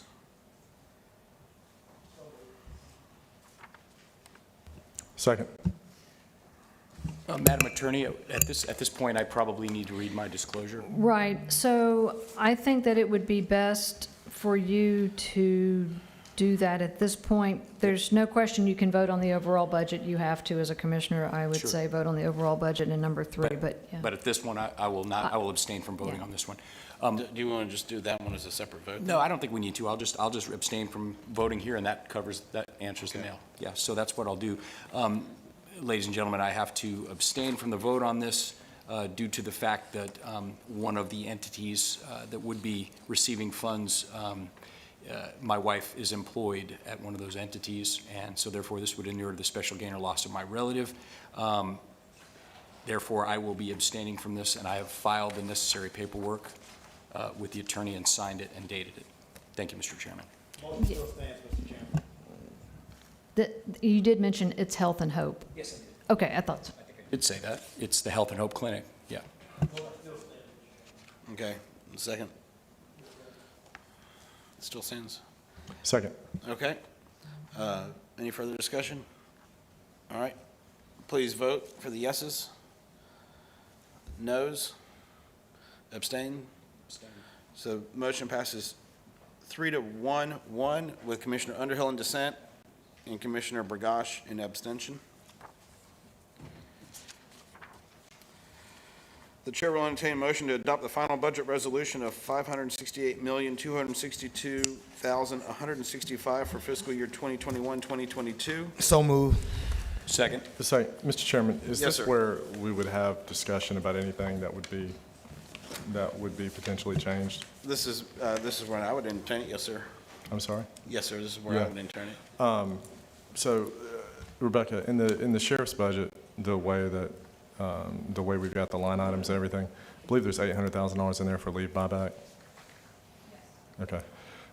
Board, I don't think it's necessary. I think that I think that our board is going to have, a healthy enough relationship with the sheriff that it's not necessary to put this in the budget if all I would say is, in good faith conversation, if the board, moves forward with the leave buyback this year, which I would anticipate based on history that we would certainly try to do, that we would then allow them to be included, knowing that since we're not including that $800,000 in the budget, that we would then fund his buyback at that time. But at least that if we were to not do it, then it wouldn't be included. But I think we would expect to. And I'm comfortable that, I'm comfortable that a healthy enough relationship is going to exist between the new sheriff and our board that this will be acceptable. Yeah, and I'll totally support it, and I also want to say for the record, and Stephen, and thank you for bringing that up, that obviously if, if his men utilize 600,000, we would fund that. I'm just not going to add it to his budget. And I also think it's important to point out that, the men and women of the Escambia County Sheriff's Office are getting a very, very healthy pay increase because we value law enforcement. And you'll see that there was very little haggling. We're establishing a very good relationship with the current sheriff. I look forward to many years of this. So Maybe if no one gets that out there, maybe someone will help get that message out there. Yeah. About the pay increases in there, but they're very substantial. They're substantial pay increases, and those guys do incredibly. And we're trying our best up here.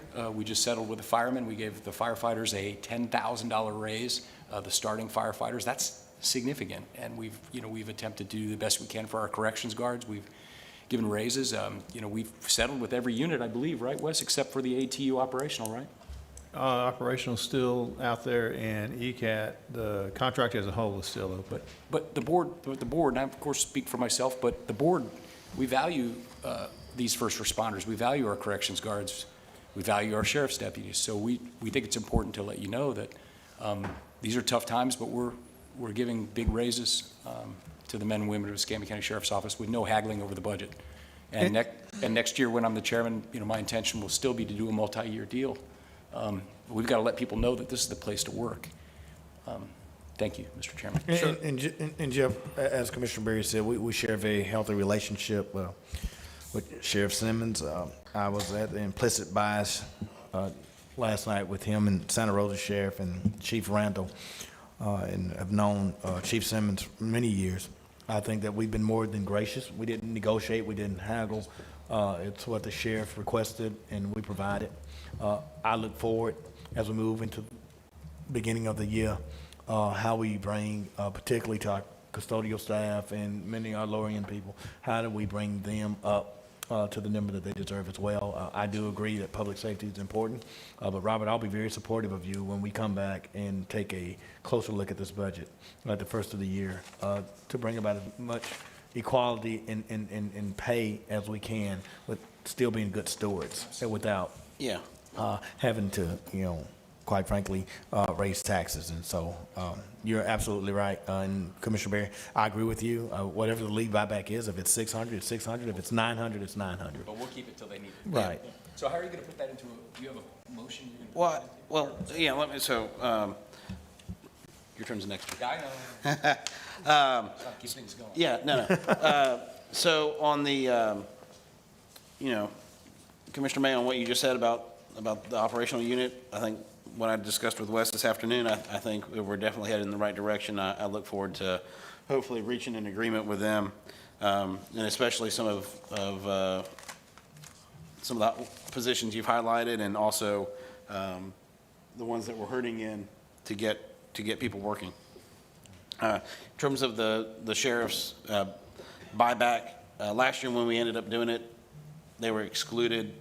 Somehow, most of the other ones, they had already built it into their budget, and so that's why they made the separate request. But I think if we're going to go ahead and fund it, then I think that's we're saying that we're going to go back on the way it had been doing before, and I did talk to him today, and I think given where this board's headed right now, if we wanted to talk a multi-year and keep the request was a 6% pay raise next year, and that was it, plus whatever was done this year. I think we could enter into an MOU with him for second year if we wanted to go ahead and do that. All right, we'll pump the brakes. All right. I want a 4-year deal. Yeah, but I'll get a better deal. All right. So, like I said, I wanted to throw it out there. But this is what I mean, and so I'm not saying anything I'm not saying to the sheriff. I'm going to support the sheriff for everything he asks for, but I'm going to take care of the people at the bottom before I go into any other deal for me. Absolutely. I mean, we have to resolve that. I mean, quite frankly, people will say, our people at the top are paid pretty well. Yes, they are. Our people at the bottom are not paid pretty well. And I mean, And we got to get to 15. Yeah, We gotta we're- get- yeah, we got to we- get to 15 anyway. we have to, right. So my- And there's no one I think, leaving. I think for the sheriff's department, they've done that. Yeah, right. So, I mean, so we got to get our people up. No one's leaving here because of pay. It may be culture, it may be other things, but no one's leaving at the top level because of pay. Not at the top level, no. No, not the top level. I mean, so that's the point. I mean, we're not being able to recruit people at the bottom level because our wages are too low, and they can go to Burger King and McDonald's and make the same thing. Yeah. And so I value the custodian that cleans the fourth floor. Because if we walked into a restroom or a bathroom and it was not clean, you would hear it from constituents, from staff, from everybody. So I value those people.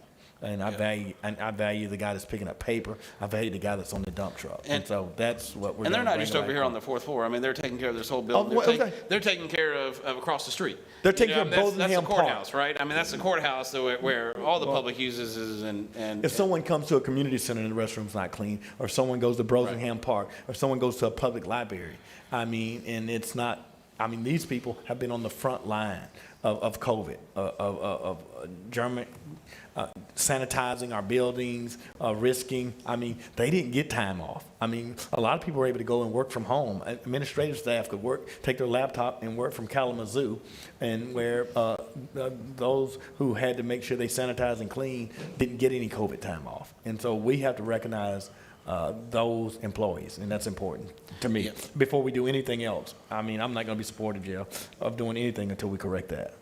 Well, you'll find my support. Thanks. Commissioner May, I can assure you my proposal will address those issues. And then also, Board, again, right now probably wasn't today wasn't the day to do it, but as I said, I would still like to work towards the employees finding a way to somewhat match that $1,000 incentive that they received from the governors for first responders for our employees. And so I hope to bring that back before my tenure as chair is over. So, but anyway, Commissioner Underhill? Actually, I think you had was there a modification to the motion? Or? Oh, the modification would just be that that we take the sheriff's buyback, and we would include that in any future motion that we do for our own buyback. Okay, so that's not an amendment to the motion? Okay.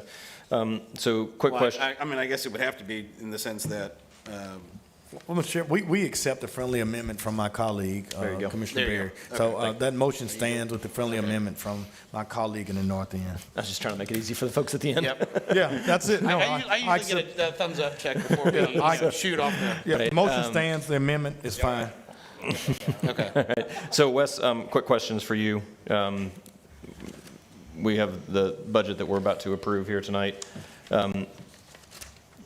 Do you have any money set aside for stormwater projects or for the expansion of the existing stormwater infrastructure?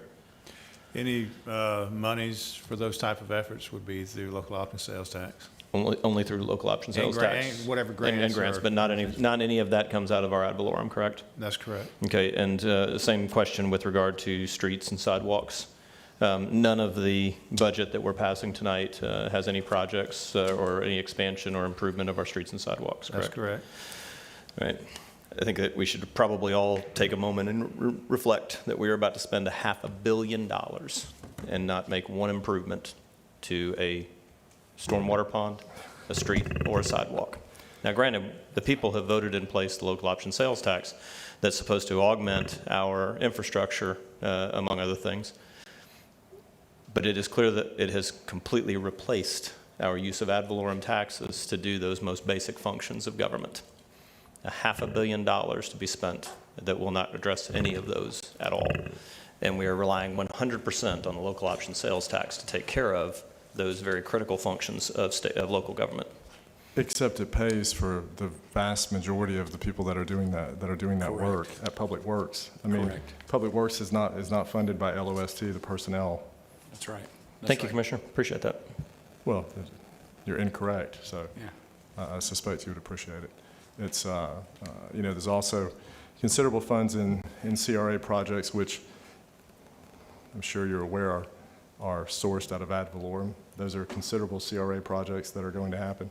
A couple of us have new CRAs. Commissioner May has the most, but As recently as last week, we approved a pretty large sidewalk project in one of the CRA districts, and I suspect in this upcoming year, there's going to be millions of dollars of sidewalk and stormwater improvements within those CRAs because we have cash there, we have funds there. So I think there's going to be a lot happening. I think this $500 million budget, as you mentioned, contains a tremendous amount of public works and road improvements and stormwater improvements and quality of life improvements, and it funds the vast majority of all the people that are actually out with the weed whackers and demucking the ponds and doing the things that actually produce the work. That's not paid for by local option sales tax. Absolutely, and the Parks and Rec and all the other people. And the fact of the matter, Doug, that you could say that, but you've got multiple funding sources, and local option sales tax, frankly, are a funding source. And so there are limited things we can spend that on. And so what we're trying to do is use the funds for the maximum available benefit, according to what we're allowed to use them for. So it's intelligent budgeting. I mean, it would be ridiculous to use any part of this for big projects for which we could use local option sales tax. So we're good. We're being good stewards here. For political points, people want to make statements that are ignorant, but there's a ton of money in that $500 million. Every time I pick up the phone and call Wes and his team, they're sending staff out to fix drains, to clear beaver dams, to fix roadways, to patch potholes. That doesn't come out of local option sales tax. A lot of that comes out of this. So, I know you're going to vote against it, Doug, but we got to keep it real, man. And the grants that we're doing, I mean, the state has, what, 400, Joy, was it 450 million in the flood mitigation grants? Is that what we heard today? 450? That's right. I think there's something like, 450 million that the state has that we're putting grants towards to pull down. I mean, I think it's 100 million this year, but. Joy, can you come forward? Because, yeah, this is great. This is a great line of conversations. The Floridian ditch where 6 houses are falling into a ditch, I had put forward local option sales tax money for that. And let's talk about, how we ended up getting different funding for that. Where did that end up coming from? We had the storm, NRCS. We had some damage, and they jumped in for it. And we were already in design, so they gave us some money to supplement. And I appreciate that, and I know we're doing that, each of us with our projects, we're trying to find the best funding source because that allows us to use this $500 million budget to give the $10,000 raise to your starting fireman and your 6% raise to your sheriff's deputy and the raises that we're giving. So, yeah, there's a lot of different funding sources. We get taxes from different sources, and we use it to the best of our ability under the allowable uses, and that's called government budgeting. But, yeah, that statement, just inaccurate. Mr. Chairman, Commissioner Underhill, you certainly, I'd take a friendly amendment. There are ad valorem dollars that go directly underneath your discretion, and if you'd like to sweep those back into the pot, I'm sure I would. I suspect the majority of your colleagues would appreciate that. Those are property tax revenues that are directly under your discretion. You have a lot of respect for your opinion. I may not agree with it, but I have a lot of respect for it, and I'd take a friendly amendment that swept those dollars back to the pot. Would you support that amendment to include sweeping all discretionary funds back to the pot? I'll do what I said, which was sweeping District 2, which is your district that you've been so adamant against these funds. Take a friendly amendment to pull those back to the pot. I think that would back up what you've said. Said verbally here many, many times, and said online hundreds of times, probably, maybe thousands. Probably thousands. Yeah. Consistent about that. I'd certainly accept that friendly amendment. We could solve one problem. Yeah, well, certainly, as you oftentimes talk about up here, that equality and fairness is important. So I think it would be a great idea to take this opportunity to eliminate the practice of discretionary funds on the part of us as really on the legislative side of government. So, I certainly think it would be inappropriate to do it unilaterally for one district, but if you want to say that, if we could agree to do that for all 5 districts, I think it would be a great step toward good business practice. It would show But some leadership. I doubt there's support for that, so. It would show some leadership on your part. No. You Okay, could well, lead go by ahead. I mean, example. if you're willing to take it as I'll make the friendly amendment that we eliminate all discretionary funds for commissioners and move those to the general.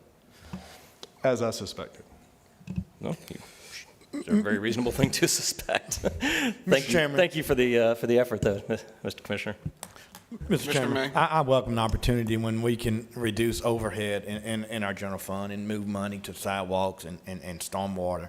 Although that's an important component of our position, so is quality of life.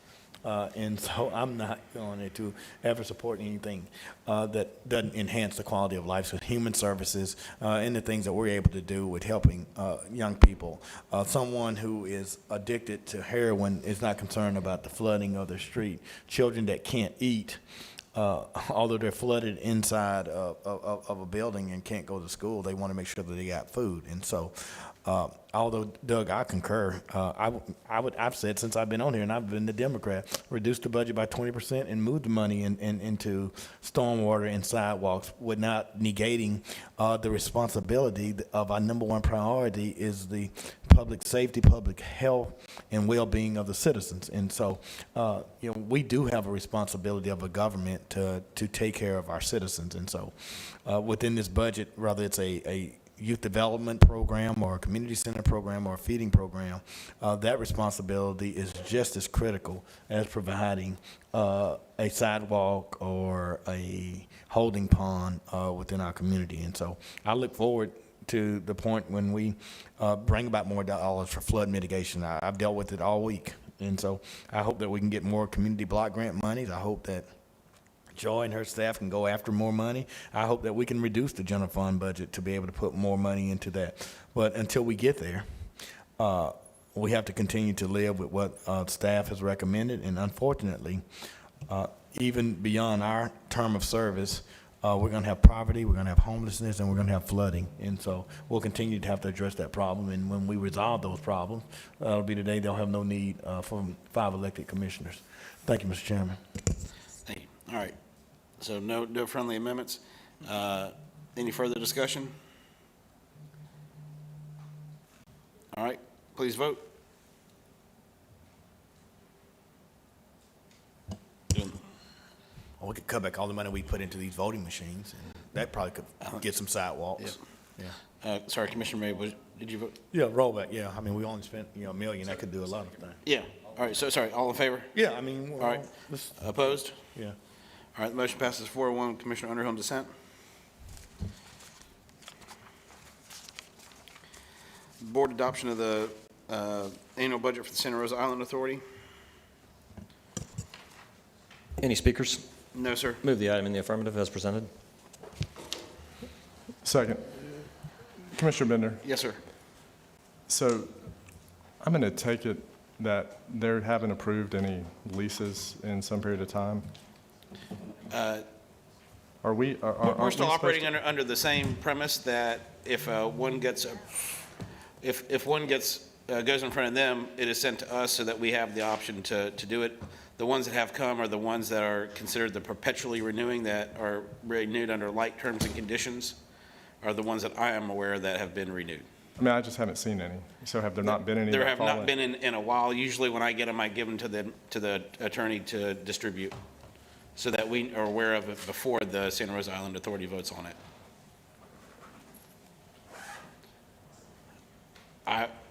If there's been one in the last 6 or 8 months, maybe. I certainly, make many mistakes, so I may not remember correctly, but I would like to see them on our agendas before they're approved out there. That's where I thought we were.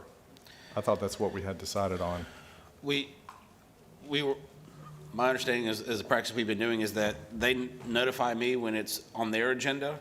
I give it to the attorney to distribute to our board, and then that way, if we have an issue within the 30 days, that we can act, again, the only ones that I'm aware that they've passed are the ones that are perpetually renewing, that are renewed under like terms and conditions.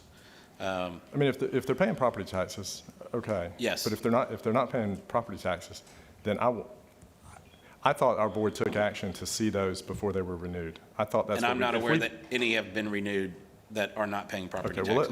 well, let's clarify that, or if the majority of you would indulge me, let's clarify the board intent, because that's my intent. Yeah, absolutely. There were some issues with particularly the condo complexes that would Yeah. renegotiate these deals, and then they had sweetheart low-end lease fees. And so I thought we were clear about wanting to see Yeah, those. but Robert, what I'm hearing from you is there hasn't been any of these condo complexes. If it's a one-off house here or there, I mean, that's bad enough, but these, where we get devastated and where we lose a lot of money is when they do these condo complexes, and then we're not getting a market rate lease fee. We're not getting ad valorem tax, and it's a sweetheart deal. Those are the ones we got to Yeah, watch. And I am not aware of any of those. Now, with that being, I'm not aware of any of those coming in front of the Island Authority. I do think that we are probably getting closer to that time period as we hit the 30-year plus, 30-ish year mark, and people start to renew them.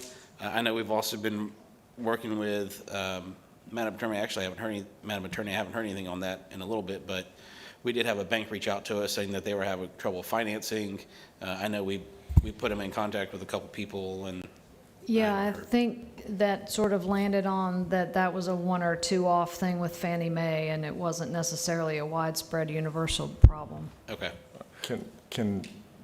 Can you reach out to Lee or Yeah, Mary- I can reach Mary out to Jane? Mary Jane Bass and ask Yeah. her to provide us with, if you want, like a historical look back to see like the last 24 months or something like I that. don't remember when we had the discussion. It's been probably been it's been a three- couple of years. Yeah, it's probably been 2 or And 3 I don't years. remember, again, I could be wrong, I don't remember a single lease coming on our agenda since we had that discussion. No, we haven't. It hasn't been on our agenda, but we've emailed them to you when we've I received don't- them, so that for your I don't know about that. information.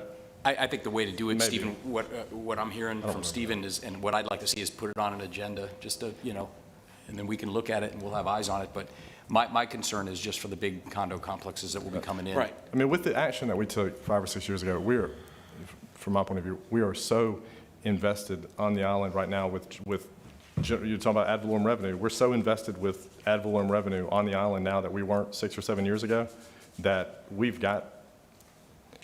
I feel like we have to see all that business that happens there on some level. And it's because of a couple, like the Beach Club deal where, there's a $150 lease fee on $1 million And again, penthouse, so. all the ones that I'm aware of are the ones that pay property tax that have come up in the last, 24, 28 months. So, but yes, you're right. I think we do need to have a bigger discussion and talk to our board members out there about how we would like to see them move forward with those leases. Who's negotiating them now? Stebbins is gone, so Madam Attorney, who's running? Mary Jane Bass. Mary Jane Bass is general counsel to the SRIA, and Lee Davis is the executive director. Okay, so she's the one that is doing what Stebbins did before? Mary Jane Bass is doing what Mike Stebbins did before. Nobody on the beach should complain of how good this commission has been to the beach, period. I mean, through Santa Rosa Island and through our resources, we have been better to that island than we've been to most communities in Escambia County. So. If we had just waited until all the appeals were done. Right, yeah, so, that's not a conversation. And I'll tell you this right now, since we're talking about the beach, Robert, I got to give you credit. I appreciate it. No, that hot right turn onto Fort Pickens, I remember there was a lot of naysayers saying, oh, it's not going to work.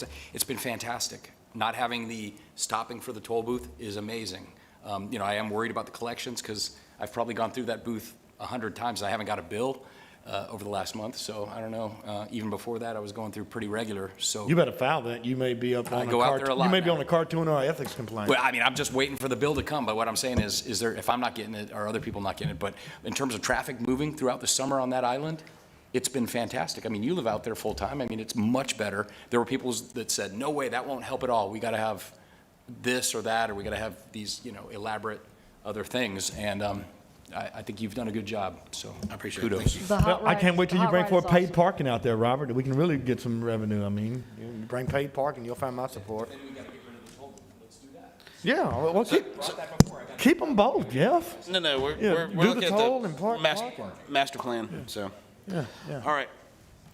So we have a motion on the floor for the Santa Rosa Island Authority budget. All in favor? Aye. Passes unanimously. I believe that is it. Anything else? Mr. Chairman, I just want to say thank you to Rebecca McMullen and Gerald Wooten Yeah. for their efforts in certainly a difficult budget area. All right, thank you. We're adjourned.